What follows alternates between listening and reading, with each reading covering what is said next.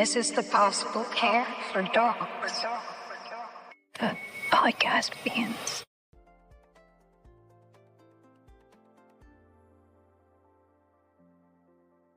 Welcome to the Deep Dive. Today, we're embarking on a really important exploration. Oh, we are? Understanding and navigating the profound experience of losing a pet. Yeah. We've pulled together quite a bit of insight, haven't we? From the Association for Pet Loss and Bereavement. The APLB, yep. And the American Veterinary Medical Association, the AVMA. Cornell University's Vet College, too. And some personal reflections as well. We're aiming for a pretty comprehensive look. Exactly. Because it's a journey that, well, it touches so many of us so deeply. It really does. That bond we have with our pets, it's incredibly powerful. And research actually backs that up, right? Oh, absolutely. Yeah. Studies, and the AVMA recognizes this too, show that grief can be just as intense. I mean, truly comparable to losing a human loved one. Which is precisely why we're diving deep today. Our mission, really, is to help you navigate the complexities of it all. Offer some understanding, maybe some practical coping strategies. And just raise awareness about the support that's actually out there for you. So where should we start? Maybe with understanding the grief experience itself. Good idea. I think the AVMA makes a key point right off the bat. Which is? That grief is just intensely personal. There's no, instruction manual for it. Right. No set pattern, no specific timeline. It's different for everyone. You hear about the 5 stages sometimes: denial, anger, Bargaining, depression, acceptance. Yeah, but it's interesting. Sources like the Whole Dog Journal and Jude's Reflections, too, they remind us it's not always neat steps, is it? Not at all. More like waves, maybe. And you might not even hit all those stages or in that order. It's very individual. And it hits you on so many levels. Cornell points out the physical side. Oh, yeah. Like what? Well, obviously crying, but also things like nausea, real fatigue, body aches even, changes in appetite, sleep patterns. Wow. And intellectually, too. Yeah, that feeling of not being able to focus, or maybe grappling with denial, just being totally preoccupied with the loss. That makes sense. And the emotional side, I mean, that's huge. Of course. Sadness, naturally. But Cornell also mentions guilt, anxiety, sometimes just feeling numb. And lonely, right? That absence. Profound loneliness, yes. And socially, you might pull back a bit. Feel isolated, maybe? Like others don't quite get it? Exactly. And maybe even spiritual questions come up. Like beliefs about pets, the afterlife. The AVMA and Cornell both touch on that. Can really make you think about those big questions. The AVMA uses this phrase I found really powerful: the piercing silence. Ooh, yeah. And the presence of the absence. That really captures it, doesn't it? That palpable sense of void where they used to be. It shows how integrated they are in our daily lives, our routines, even just the sounds of the house. Or the feel of their fur, the little rituals you had.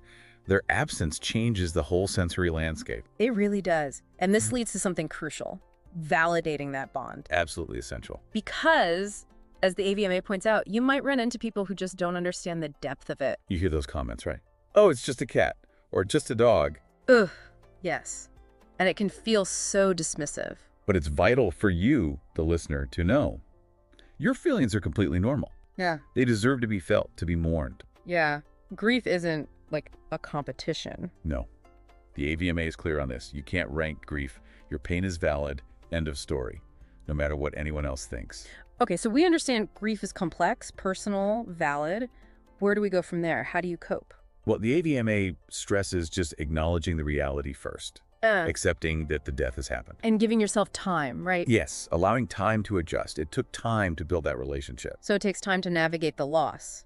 Makes sense. And instead of, pushing the difficult feelings away. Which is tempting sometimes. Oh, absolutely. Yeah. But the AVMA suggests actually moving towards the pain, processing the emotions. That sounds challenging. It is, no doubt. Yeah. But ultimately, it's seen as a more constructive path towards healing. What about staying connected somehow?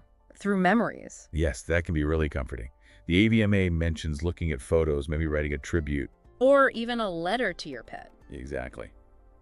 Jude also mentioned creating photo albums, keeping special mementos close.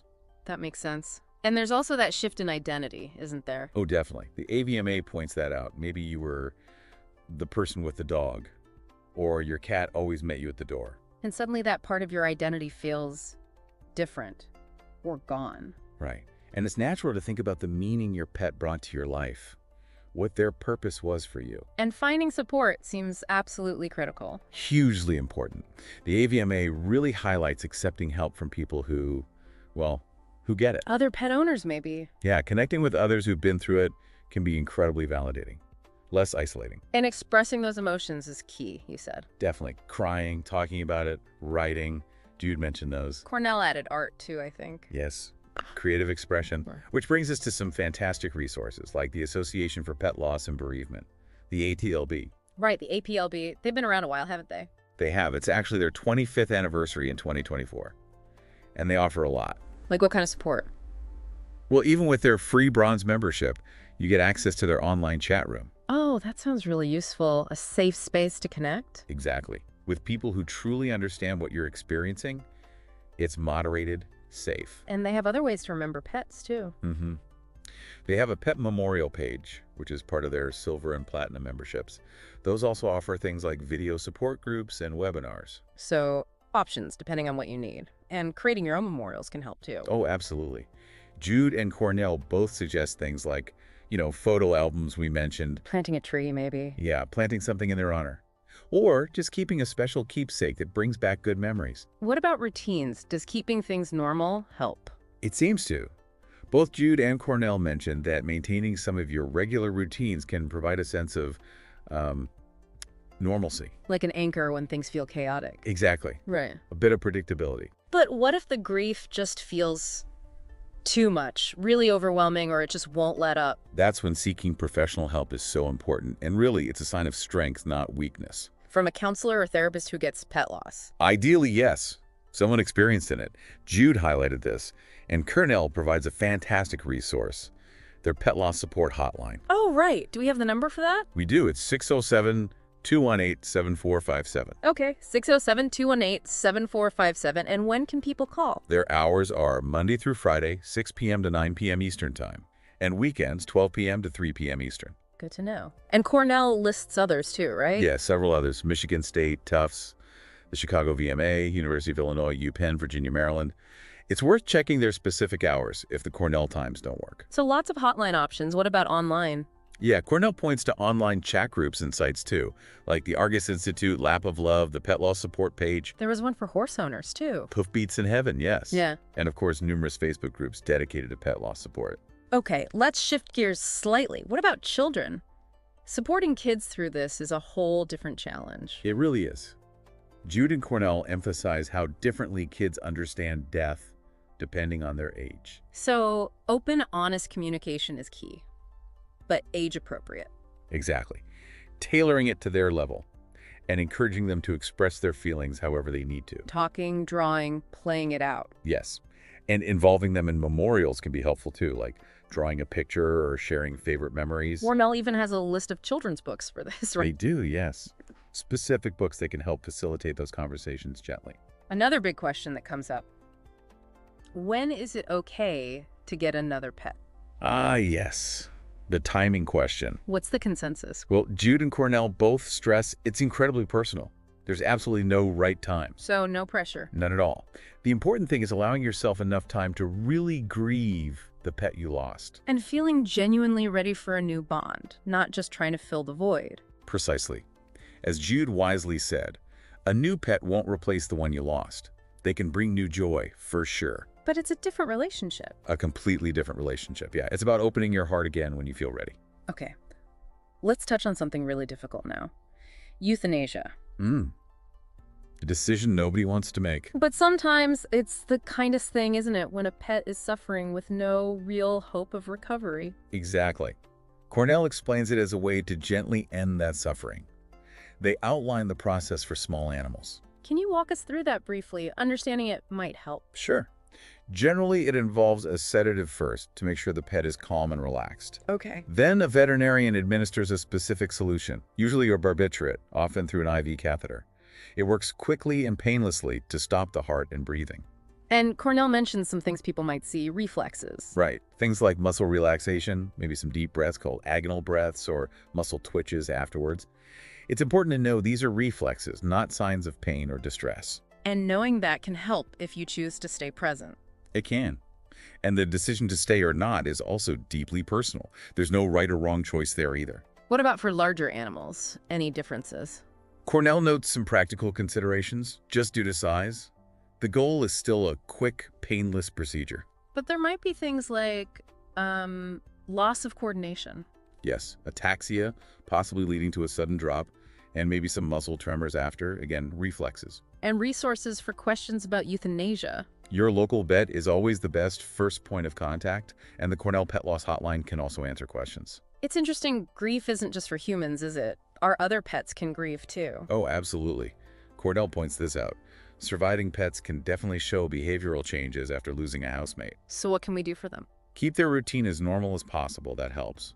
Provide extra reassurance, cuddles, attention. Engage them in things they enjoy. Yeah, playtime, walks, whatever they like.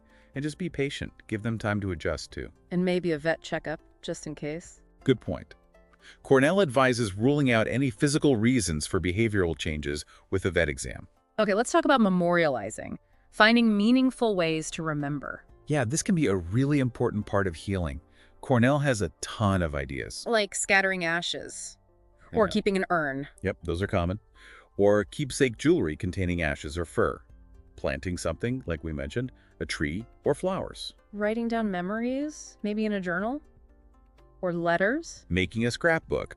Keeping their ID tag on your keychain. Making a donation to an animal shelter in their name. That's a lovely one.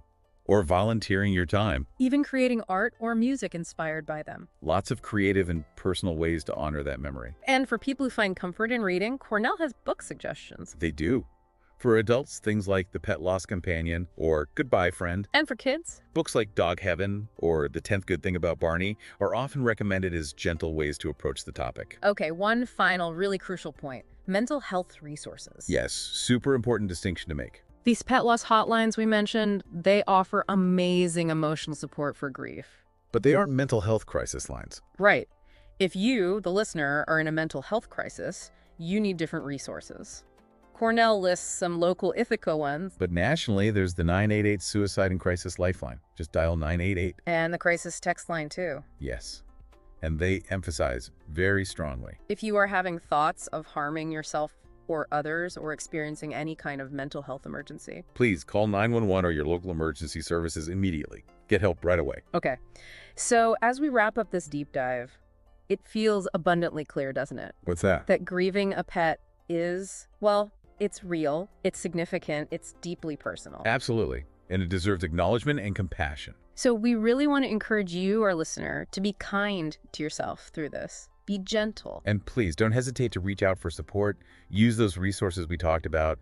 Lean on people who understand whatever feels right for you. And maybe just a final thought for you to ponder. Consider how truly acknowledging and navigating this kind of grief, this profound emotional experience in all its forms, how that might actually deepen our capacity for love, for empathy, for connection in our lives overall.